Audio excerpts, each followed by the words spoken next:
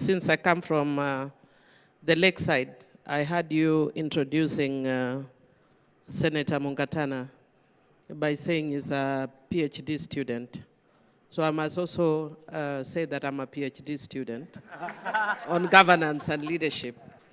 But do I say? But having said that, I just want to say that what Honorable Orengo has spoken to largely is issues of civil and political rights. And you're asking me to talk about social and economic rights. And I want to say that I was born and raised in this town. When I was born and raised, it was a small and dusty town. I grew up not too far from here, where my younger years, on a street that has now been named William Ruto Street. And I was born after independence, and our parents spoke about how colonialists took away our rights and our dignity. And on the street that I grew up in, there were street lights, but then there were other amenities that were missing. But there was promise that was ripe for change, especially because the colonialists had gone away. But with the time, instead of us seeing positive move, we were actually regressing. And I'm a writer. So I started writing a novel called The Things We Lost with Freedom, because I thought we had got freedom and lost with freedom. And it's a paradox, because then we were fighting so hard to remove the colonialists and ended up losing in the process. And I was looking at it in contradiction with countries where the colonialists stayed longer, like South Africa and Zimbabwe. And you could see that they had progressed in certain things because of that. And I think it's an uncomfortable truth that a lot of us as Africans leaders don't want to deal with. That when we have been given our freedom, instead of using our freedom for progress, we use our freedom for regress. But I want to say that, fortunately, I have been forced to halt writing my book. And it is a tragedy because I've had to halt it only because of the last probably a few years in Homa Bay, 3-4 years in Homa Bay. And the reason I halted it is because the reason I was writing this book is that I'd hoped to see the hospital bigger, better, offering better services. But it was worse than the hospital where I was born and raised in. It had gotten worse. I'd hoped the roads were tarmacked. The roads were not tarmacked. They were getting worse. Everything that we saw, we had running water in the house. There was no more running water in the house. So I was like, so why did we want freedom anyway? But that's why I'm saying it's changing in the last few years. And you can credit that to a deliberate effort by the national government towards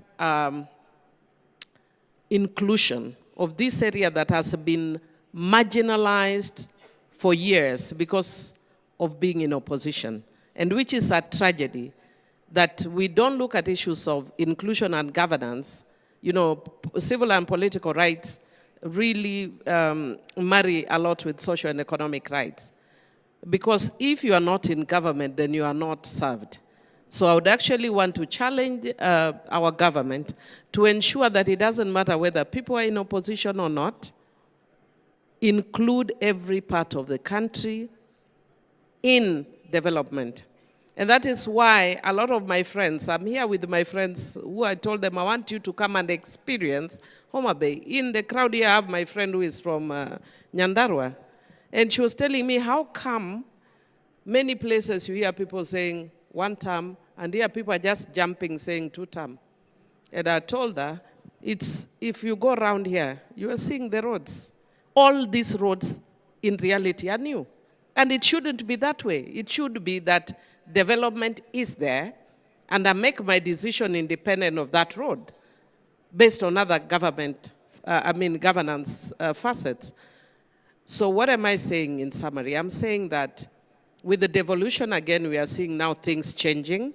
The governor for Homa Bay told us yesterday that the county government is already doing an emergency wing a unit for Homa Bay Hospital. So that's a positive change. There are many dispensaries that are coming up in the county. That's a positive change with the devolution.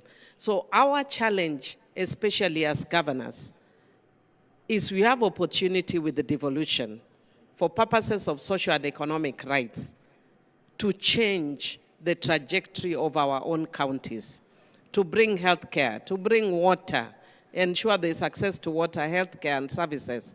But then, of course, again, Honorable Rengo will tell you justice delayed is justice denied. Most of us think of it in terms of civil and political rights. But in this case, the justice delayed would be how quickly do governors get money from the, the national. How quickly does the money come? And for the first time, I'm happy that, and you'll confirm to us, that the CS Treasury has said that for the first time, the money has come, all the money has come in time. Because again, even if you say that you are allocating money to governors and it comes, late, then it affects planning and the delivery of service. Otherwise, what I can say as a country, that we kind of had a seesaw, but in civil and in social and economic rights, our greatest hope is with the counties working and working effectively. Thank you. Thank you. Millie, I want to push a little on that, and maybe to encourage you to finish your book as a PhD student. But I also want to push a little bit on that. You talked about, we were colonized, we were left with something, we lost it. The second liberation was the Constitution. So how do we go about making sure we don't lose momentum? Because what you're speaking to is actually lost momentum. We seem to gain it, then we lose it. So how do we ensure we do not lose momentum? And how do we sustain that which you're speaking to now? You're saying things are changing. We can see in Homa Bay, you're telling us the hospital you're born in is much, much better now. But how do we make sure we don't lose it? I think for me, it's about holding the leaders accountable. And there are different arms, and that's why I'm glad that we have civil society as well, but also the National Assembly as well, and the Senate as well. And the senators would really help us by ensuring that we hold our counties accountable. And the National Assembly would help us by ensuring we hold the executive accountable. And the civil society would help us by holding the members of parliament accountable. So it's about vigilance and accountability. And if we don't sustain that vigilance and accountability, then we would regress. And one of the things that I love about the Constitution, as Honorable Rengo has indicated, can you imagine even the recent challenges we had as a country if we did not have the Constitution? It would be a tragedy that you find somebody shoots, like the guy with the mask who was shot.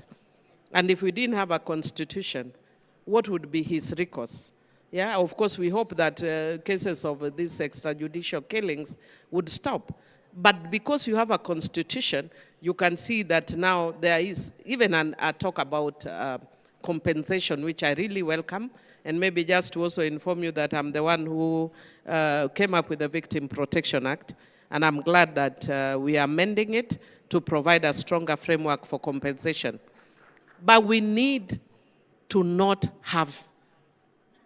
I'd be happy if the law I passed is ineffective because we are effective as a government, so that nobody needs to be compensated. That's my dream, that nobody needs to be compensated.